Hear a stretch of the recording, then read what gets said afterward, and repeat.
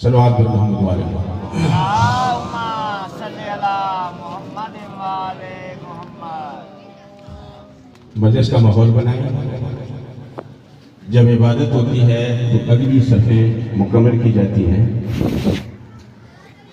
اور آج سے ہی لوگوں نے محفلوں اور مجلسوں میں بیٹھنے کا طریقہ سیکھا ہے۔ میں اس قوم کو کچھ نہیں بتا سکتا جن کی مجلسوں اور محفلوں میں معصومین خود شریک ہوتے ہیں۔ اب مجھے یہ بتانے کی ضرورت نہیں ہے کہ معصومین تو ممبر کے پاس بیٹھے ہوں اور سامعین نہ جانے کہاں کہاں بیٹھے ہیں۔ بہرحال بابا سے بلند صلوات۔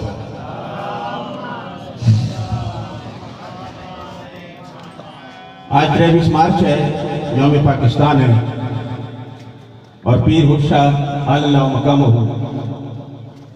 کہ خانوادی کی طرف سے یہ پروگرام ہو رہا ہے۔ پروگرام حرشا نے نہیں کیا، نہ ان کے خانوادے نے کیا ہے، یہ کریم کربلا کی مہربانی ہے کہ وہ جس کو کہے کہ میری طرف سے تو نے میری پوری بچانی ہے اور دسترخوان بچانا ہے، یہ اجازت وہاں سے ملی ہے۔ اور خوشی کی بات یہ ہے کہ حرشا جو یہاں مجالس کروا رہے ہیں، مرید بھی ان کے بیٹھے ہیں شیعہ سنی۔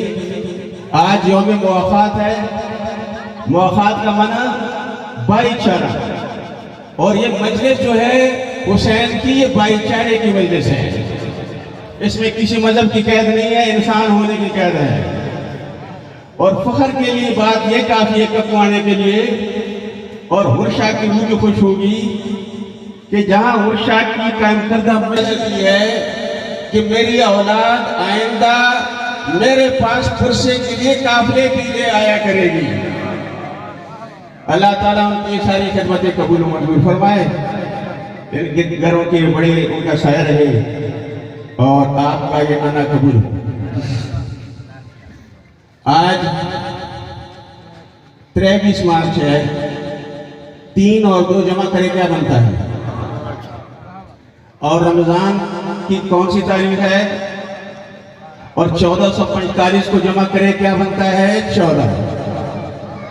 قدرت کا انتخاب دیکھو، آج 5 کا بھی دن ہے، 12 کا دن بھی ہے، اور 14 کا بھی دن ہے۔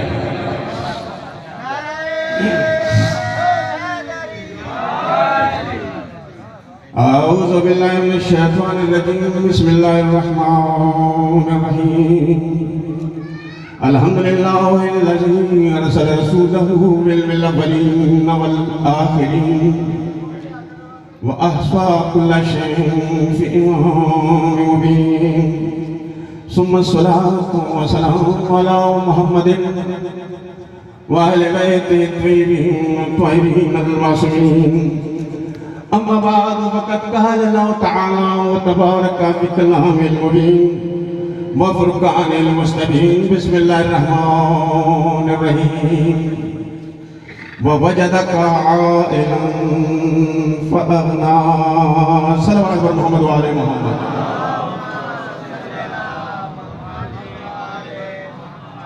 یہ سورہ وضحیٰ کی آیت نمبر 8 جس کی تلاوت کا مجھے شرف حاصل ہوا۔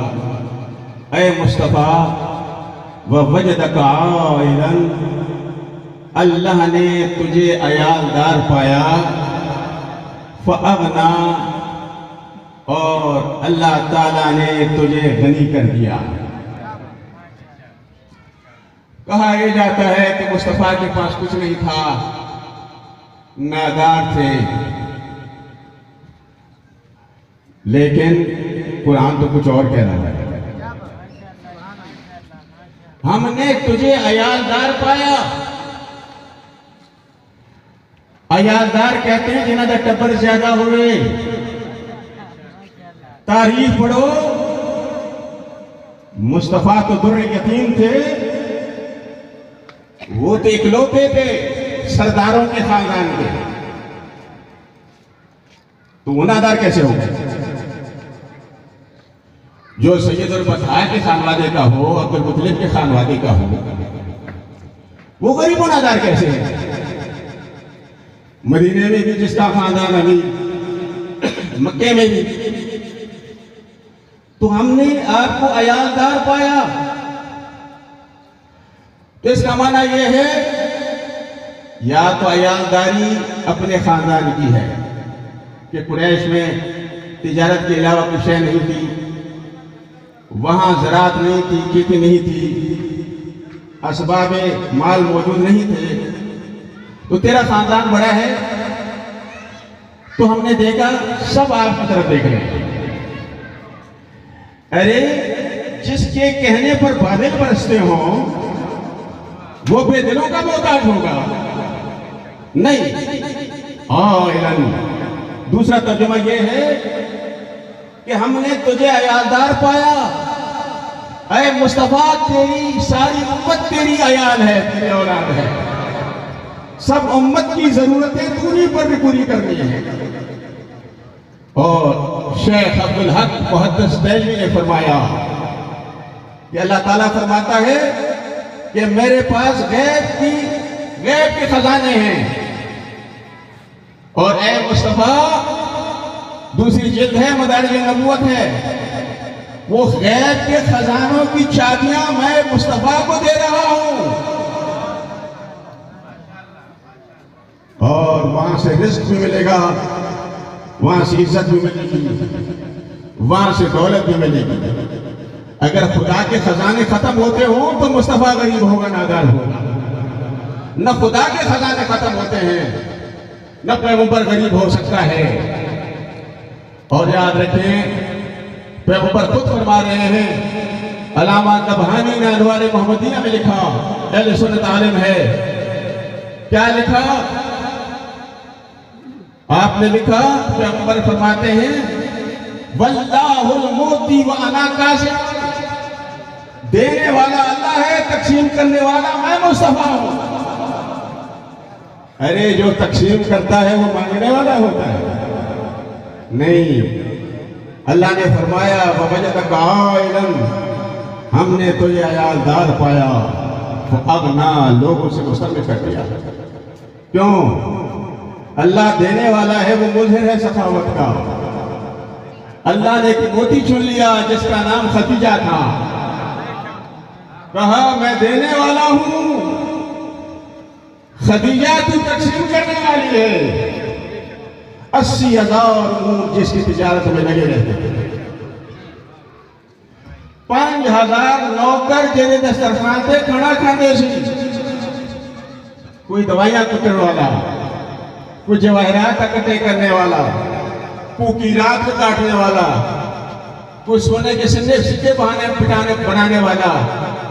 5,000. ارے عورت محکومہ ہوتی ہے، شوہر حاکم ہوتا ہے، جس کی محکومہ کے دسترخوان پر 5,000 نوکر کھانا کھاتے ہو، وہ مصطفیٰ غریب کیسے ہو گیا؟ مصطفیٰ کی تو بات ہی اور ہے. دعوت فکر دے رہا ہوں، صبح سویرے اٹھا کرو، پاس مسجد ہے، مسجدوں کو آباد کرو. صرف ماہ سیام کے مسلمان نہ بنو. اس میں بھی مسئلہ ہوتا ہے کہ چلو افطاری والے میں نصیب، تو کیا سارا سال اللہ تھک جاتا ہے آپ کو کھلانے؟ اور جب افطاریاں کرو، سحریاں کرو، تو اپنے پیٹ کو جانوروں کا قبرستان نہ بناؤ. جتنی بوٹی لگے. داناؤں نے کہا ہے بعض لوگ اپنے دانتوں سے اپنے قبروں کو کھودتے ہیں اور وہ سحری افطاری میں دیکھا جاتا ہے. معاف کرنا، خدا آپ کے روزے قبول کرے. امام زین العابدین علیہ السلام صبح تشریف فرما ہیں، نماز پڑھا دی ہے، مرید بیٹھے ہیں، سامنے سے چہچہا رہے ہیں. تو مولا نے فرمایا آپ بات کرتے تھے وہ چہچہاتے تھے، آپ بات کرتے تھے وہ چہچہاتے تھے. تو مولا ساری دنیا تے تھوڑی بادشاہی نے روک لو، کیوں پہ چہچہانے میں، یہ کیوں چہچہاتے ہیں؟ آپ نے فرمایا اپنی اماں کو نہ پوچھو، جدو بچے نو بھوک لگتی ہے وہ کیوں روندا ہے؟ انہوں نے کہا جی بھوک مٹانے کے روتا ہے. آپ نے فرمایا یہ پرندے اپنا رزق مانگ رہے ہیں. اے امام، اللہ کی جیت تو ہم نے گا لی، ہمیں رزق عطا کر دے. پھر مولا آپ تقسیم کرتے ہیں. آپ نے فرمایا ان اللہ یقسم الارزاق وبیدین یدریھا. اللہ جو ہے یقسم الارزاق، اللہ تعالیٰ رزق تقسیم کرتا ہے، اور تقسیم کرنے کے لیے میں علی زین العابدین کا ہاتھ ہوتا ہے. یہ مجھ سے ارے جس حسین کا علی بیٹا رزق تقسیم کر رہا ہو، وہ حسین تم کا بھوکا پیاسا مارا گیا. بھوکا پیاسا نہیں مارا گیا. انہوں نے تمہاری کمینگی دیکھ لی تھی کہ یہ کتنے کمینے ہیں. میں تو ان کے 1000 لشکر کو، ہر کے لشکر کو پانی پلا دیتا ہوں، ان کو جانوروں کو پلا دیتا ہوں. انہوں نے میرے علی اصغر کا بھی خیال نہیں کیا. بس وہ آزاد ٹائم چونکہ بہت قلیل ہے. میری صرف حاضری ہوتی ہے، حرشا کے زمانے سے میرا مسلسل آنا جانا ہے، اور محترم مہمانان نے گرامی پڑھیں گے تو ٹائم کی صلوات پر محمد و آل محمد.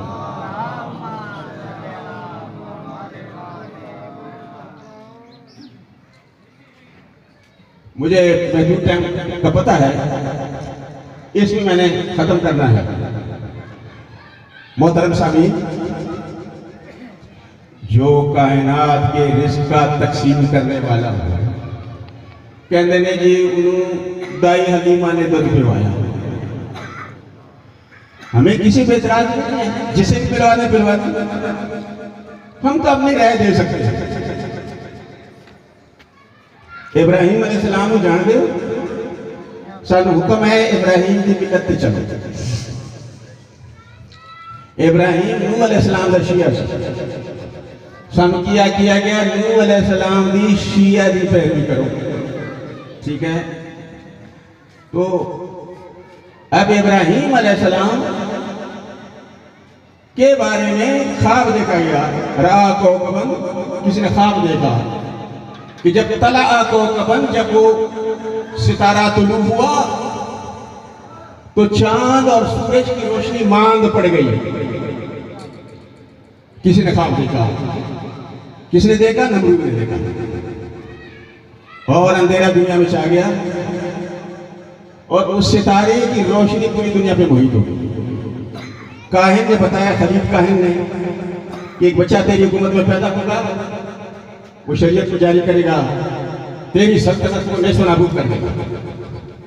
نمرود نے حکم دیا کہ جو حاملہ عورتیں ان پہ نگاہ رکھو، جو پیدا بچہ ہو جائے تو قتل کرو.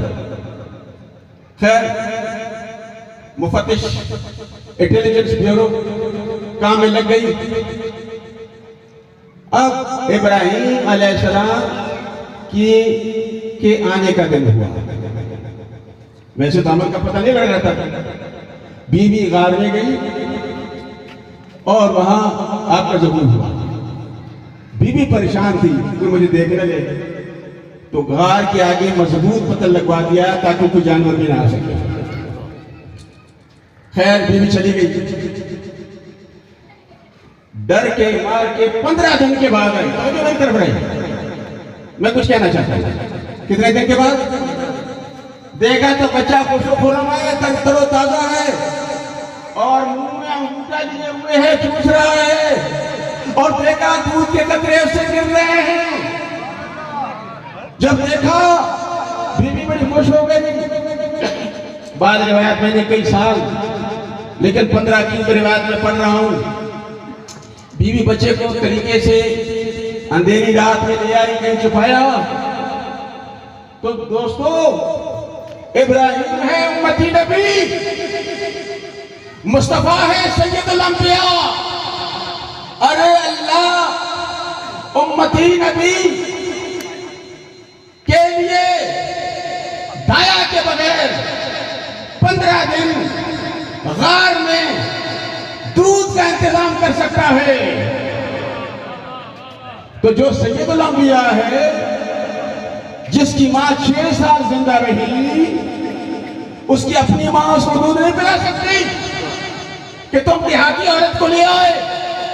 ایک نہیں لائے, سویبہ کو لے آئے, بی بی حلیمہ کو لے آئے کہ انہوں نے دودھ پیا ہے. ارے ابراہیم انگوٹھا چوس لیتا ہے تو رسول بھی انگوٹھا چوس کے اللہ تھک گیا ہے. سید الانبیاء انگوٹھا چوس کے دودھ نہیں پی سکتے. صلوات بر محمد والے محمد.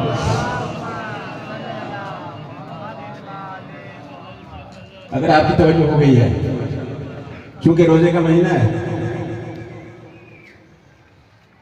29 روزے رکھے گئے, تو اگلا روزہ کیا ہوتا ہے؟ شک والا ہوتا ہے. کون سا روزہ ہوتا ہے؟ شک والا. صبح رسول سے پوچھا, یا رسول اللہ 29 تو گزر گیا, پتہ نہیں صبح دا واجب ہے یا نفلی ہے. آپ نے کہا جا کے در زہرا کو جاؤ, وہ آئے اور بی بی زہرا سے پتہ کرو کہ مسئلہ کیا ہے. یہ آسمانوں کی ملکہ ہے, زمین کی ملکہ ہے, تو آسمان کا پتہ چلا جائے گا کہ کیا نظام ہے, چاند ہوا نہ ہوا. تو بی بی کے پاس جب آئے, کیا بات ہے کہ بابا نے بھیجا ہے اور بتلائیں کہ روزہ واجب کا ہے یا نفلی ہے. آپ نے فرمایا میں دیکھتی ہوں. تو جناب امام حسین علیہ السلام آرام سے سوئے ہوئے. تو آپ نے فرمایا کہ سردار سکنال پہلے لگ رہا ہے آج واجب روزہ ہے. کہ کیوں؟ کہ رسول غیب جانتے ہیں, ان کو پتا تھا کہ کل واجب روزہ ہوگا, سورج چاند آ جائے گا. اس لحاظ سے بچے کو آج والا خرچہ بھی پہلے انگوٹھے سے پلا گئے ہیں. اور آپ کے علم میں ہونا چاہیے, حسین نے ماں زہرا کا دودھ نہیں پیا, وہ رسول کا انگوٹھا چوس کے بڑے ہوئے. اس لیے تو حسین میرا ڈائریکٹ سسٹم ہو گیا. تو زہرا نے فرمایا سلام اللہ علیہا, ارے جو رسول کا انگوٹھا چوس لیں ان کا اتنا علم ہے کہ آج واجب روزہ ہے, آج میں نے نانے کا انگوٹھا نہیں چوسنا. اس کے بارے میں کہتے ہو کہ نبی غیب نہیں جانتا. ارے جس کا نواسا غیب جانتا ہے. دوسری بات, جو حسین کو اپنے انگوٹھے سے دودھ پلا سکتا ہے